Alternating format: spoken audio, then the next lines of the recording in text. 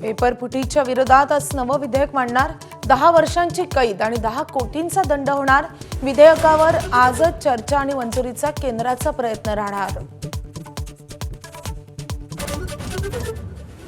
परीक्षा सुधारणांसाठी पंतप्रधान मोदींकडून टास्क फोर्सची स्थापना. इन्फोसिसचे नंदन निलेकणी आणि टास्क फोर्सचे अध्यक्ष. टास्क फोर्समध्ये इस्रो, IITच्या माजी संचालकांचाही समावेश. संसदेचं पावसाळी अधिवेशनाचा दुसरा आठवडा सुरू. गृहमंत्री अमित शहा विरोधकांच्या रडारवर. माकपनं मागितला राजीनामा तर मोदींनी माफी मागावी, राहुल गांधींची मागणी.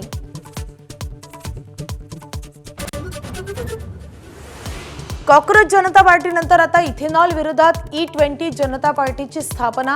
नितीन गडकरींच्या राजीनाम्याची मागणी. 100% शुद्ध पेट्रोल पाहिजे अशी घोषणा. दिल्ली टॅक्सी अँड टुरिस्ट ऑपरेटर्सचा पाठिंबा.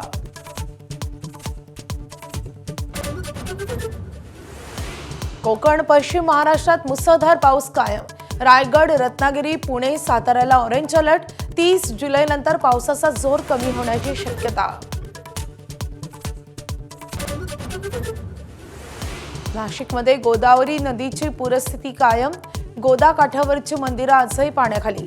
जिल्ह्यातील 14 धरणांमधून पाण्याचा विसर्ग कायम.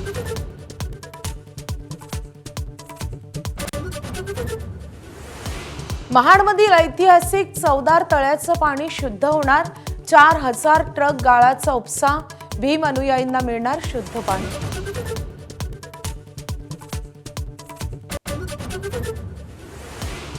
दुबळ्यात झिम्बाब्वे विरुद्धची T20 मालिका बलाढ्य भारतानं 3-0 जिंकली. तिसऱ्या सामन्यात वैभवनं ठोकल्या 49 चेंडूत 81 धावा. वैभव ठरला मॅन ऑफ द मॅच आणि मॅन ऑफ द सिरीज.